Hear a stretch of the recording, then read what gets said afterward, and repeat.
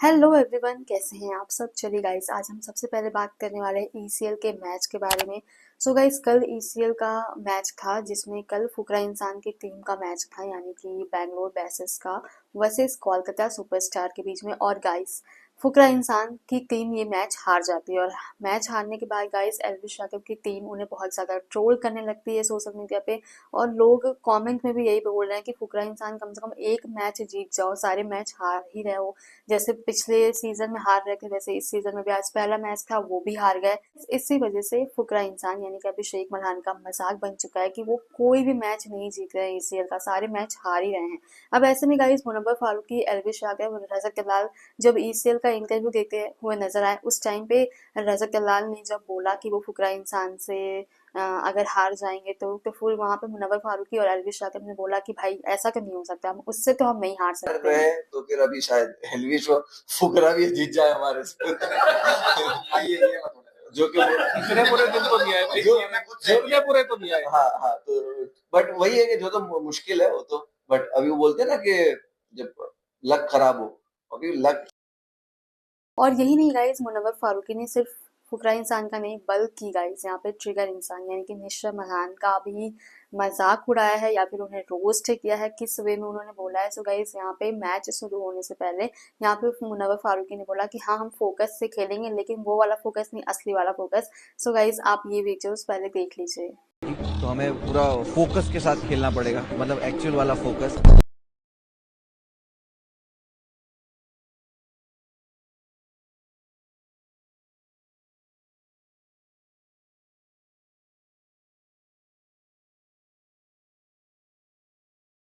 चलिए गाइस, अब हम बात कर लेते हैं रजत दलाल वर्सेस दिग्विजय राठी के बारे में। जी हाँ गाइस, ये मामला रुकने का नाम ही नहीं लेता। ये जो कंट्रोवर्सी है ना गाइस, वो कुछ ऐसी कंट्रोवर्सी है कि लड़ाई आज हुई और कल उसके लिए माफी भी मांग लिया गया। लेकिन जब दिग्विजय राठी से एक बार फिर से पूछा गया कि उनके और रजत दलाल के बीच में क्या है, क्या उनकी दोस्ती हो गई है, सो गाइस यहाँ पर दिग्विजय राठी ने साफ डिनाई कर दिया कि नहीं, हमारी कोई दोस्ती नहीं है।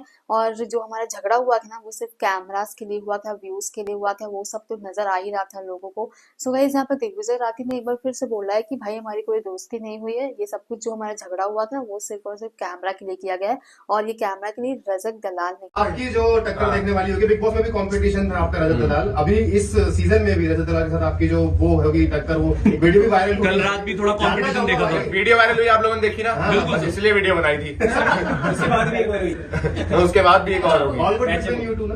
अरे सब चल रहा है, वो जब कैमरा ऑन होता है तो फिर ऐसी चीजें वो कर देते हैं लोग, हो जाती हैं। बाकी कोई ऐसी चीज नहीं है, सारे मैच खेलने आए हुए हैं, एक ही होटल में रुके हुए हैं, पूरा दिन साथ ही, कुछ होना होता तो हो गया होता। बाकी चल रहा है, मैच देखो, एंजॉय करो, और टक्कर क्रिकेट में देखेंगे सभी कर। चलिए गाइस, अब हम बात कर लेते हैं, एक और कंट्रोवर्सी शुरू हो चुकी है यहाँ पे रजत दलाल और पुनीत सुपरस्टार के बीच में। जी हाँ गाइस, दरअसल पुनीत सुपरस्टार ने रजत दलाल के ऊपर एक वीडियो बनाई थी जो कि रजत दलाल को बिल्कुल पसंद नहीं आई। सो गाइस, उसी मामले में रजत दलाल ने पुनीत सुपरस्टार को वीडियो कॉल करके बोला कि भाई मत बनाया करो, और कुछ धमकियां भी दी हैं, जिसका पूरा कॉल रिकॉर्डिंग जो है पुनीत सुपरस्टार ने सोशल मीडिया पे अपलोड कर दिया है। और उन्होंने क्या बोला है आप सब भी देख लीजिए। मुझे अपनी लोकेशन भेज। दिल्ली पहुंच रहा हूं, अभी भोपाल में हूं, दिल्ली पहुंच रहा हूं 3 घंटे के अंदर अंदर।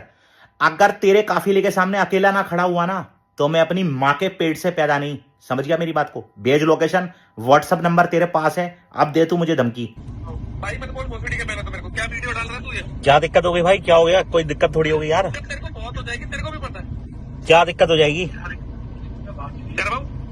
तो भाई वो तो कॉमेडी वे में डाली है, मजाक में डाली है भाई, कोई ऐसी दिक्कत थोड़ी है यार, मजाक वे में डाली थी। अपनी जितनी औकात है ना मेरे भाई, उसमें रहो, और अगर बतानी हो कितनी है तो मैं बता दूंगा शाम तक। मैंने कुछ बोला आपको उल्टा? तो मैंने कहा से बोला? मैं भी तो भाई आप ही बोल रहा हूँ, मैं कहाँ उल्टा बोल रहा हूँ आपसे? ये वीडियो क्या बना रहे हो, पता कहाँ मिल रहा है? चलिए गाइस, अब हम बात कर लेते हैं कशिश कपूर को लेकर। जी हाँ गाइस, ये वही कशिश कपूर हैं जो पैसे लेकर भागने का इल्जाम उनके ऊपर लगा था, और दिग्विजय राठी के साथ उन्होंने जो किया था उसके वजह से उन्हें सोशल मीडिया पे काफी लंबे समय तक ट्रोलिंग सहना पड़ा। सो गाइस ऐसे में हुआ ये है कि उनके घर से, उनके अपने ही अलमारी से उनके पैसे चोरी हो गए, यानी कि 1.5 लाख रुपीस जो हैं उनके चोरी हो गए हैं। उनका कहना है कि उनके घर पे सिर्फ उनके अलावा और उनके घर में जो काम करने वाले लोग रहते हैं उनके अलावा और कोई भी नहीं है। Mixed emotions, I don't even know how to convey them, so I feel like laughing.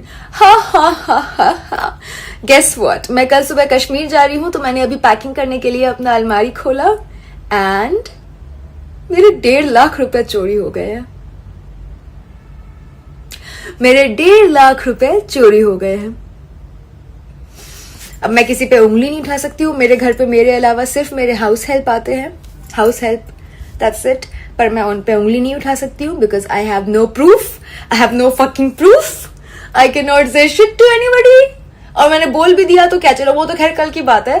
पर अभी मैंने अलमारी खोला पैसे निकालने के लिए, क्योंकि कल मैं कश्मीर जा रही हूँ एंड गेस व्हाट, मेरे 1.5 लाख रुपए चोरी हो गए हैं and I don't even know how to react.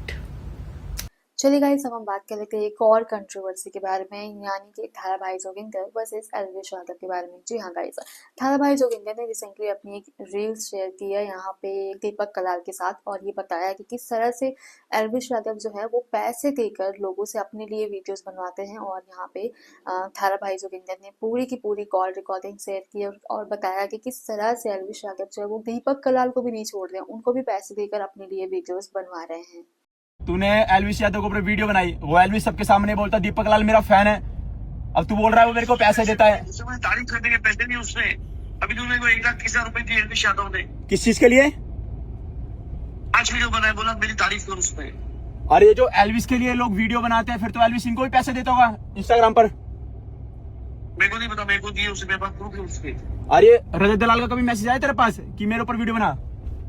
हाँ, उसने ऐसे कहा उसके मैनेजर ने कि 10,000 रुपए देता हूँ, उसकी तारीफ कर, उसकी हमारी उसको सपोर्ट कर, ऐसा बोल। चलिए गाइस अब हम बात कर लेते हैं इंडियाज गॉट टैलेंट को लेकर काफी बड़ी खबर सामने आई है। जी हाँ गाइस, यानी कि रणवीर इलाहाबादिया और अपूर्वा मखीजा, इन दोनों को NCW के सामने पेश होना पड़ा। जी हाँ गाइस, यानी कि नेशनल कमीशन फॉर वुमेन। और गाइस यहाँ पे पेश होकर उन्होंने अपना ये, गाइस यहाँ पे उन्हें NCW के सामने इसलिए पेश होना पड़ा क्योंकि उन्होंने जो इंडियाज गॉट टैलेंट में बोला था वो बिल्कुल भी सही नहीं था, जिसकी वजह से सोशल मीडिया पे इतना बवाल मचा। यहाँ पे NCW के सामने पेश होकर अपूर्वा मखीजा और रणवीर इलाहाबादिया दोनों ने ही ये बोला है कि उन्होंने जो चीजें बोली हैं उस शो में, उसके लिए वो बहुत ज्यादा शर्मिंदा है। उनका कोई भी इंटेंशन नहीं था किसी को भी इस तरह से लोगों को बुरा फील कराने का, उनका कोई इंटेंशन नहीं था। और गाइज अपूर्वा मखीजा इसके साथ ही रणवीर इलाहाबादिया दोनों ने ही बोला है कि उन्होंने जो भी किया है उसके लिए उन्हें बहुत ज़्यादा रिग्रेट है और इसके लिए उन्होंने माफ़ी भी मांगी है। फिलहाल इस पूरे मामले पर NCW यानी कि नेशनल कमीशन फॉर वुमेन जो है वो अपनी ही पूरी कार्रवाई में लग गई है और इस मामले पर वो अपना पूरा जैसे भी हो सकता है वो कार्रवाई कर रही है। चलिए गाइस अब हम बात कर लेते हैं हनी सिंह के बारे में। जी हाँ गाइस, हनी सिंह के सॉन्ग्स पर बैन करने की मांग की गई है और ये और किसी नहीं बल्कि बॉलीवुड की एक्ट्रेस नीतू चंद्रा का कहना है। उन्होंने हनी सिंह के सॉन्ग्स को बैन करने की मांग की है और बॉलीवुड एक्ट्रेस नीतू चंद्रा का कहना है कि अब बात आ चुकी है वुमेन सिक्योरिटी के ऊपर। हनी सिंह के सॉन्ग में जो भी लैंग्वेज यूज किया जाता है या फिर जो भी वर्ड्स यूज किया जाता है लड़कियों के लिए वो काफी ज्यादा वल्गर होते हैं, जिससे लोगों को ये लगता है कि वो लड़कियों को कुछ भी बोल सकते हैं, कुछ भी कह सकते हैं। सो हनी सिंह का सॉन्ग बैन होना चाहिए क्योंकि उनके सॉन्ग में बहुत ज़्यादा जो है ऐसी चीज़ें होती है लड़कियों के बारे में जो कि पब्लिकली उन सॉन्ग्स को हम नहीं सुन सकते और नहीं प्ले कर सकते हैं। बात यह है कि विमेन सिक्योरिटी के ऊपर आ गई है ये बातें, ये सारी चीज़ें, ये से गाने लोगों को पुश करते हैं कि आप कुछ भी कर सकते हैं, कह सकते हैं, लड़कियों को, वुमेन को, उनके बॉडी पे, उनके उस पे गाने बजते रहते हैं और हम लोग इसको इतना नॉर्मलाइज कर दिए हैं कि उनको लगता ही नहीं कि गलत है। और ये गलत है क्योंकि आप लोग कैसे, हम लोग चाहे कितने बड़े बड़े पोजीशन पे काम करते हो लेकिन सर झुका के ही चलना पड़ता है, नज़र झुका के ही चलना। बड़े लोग आते हैं, बैठते हैं, हम लोग नहीं बात कर पाते हैं। आप लोग को सबको पता है कि इस तरह के अभद्र गाने बजते रहते हैं और हम लोग थक गए हैं। इसीलिए अब आई होप गाइस कि आपको ये वीडियोस अच्छी लगी हो। अगर अच्छी लगी हो प्लीज़ गाइस इस वीडियो को लाइक करिएगा, शेयर करिएगा और आपके अपने चैनल खुशबू वॉइस को सब्सक्राइब ज़रूर कर लें और ऐसी और खबरों के लिए खुशबू वॉइस से अभी जुड़ जाएं। अभी के लिए बाय गाइस।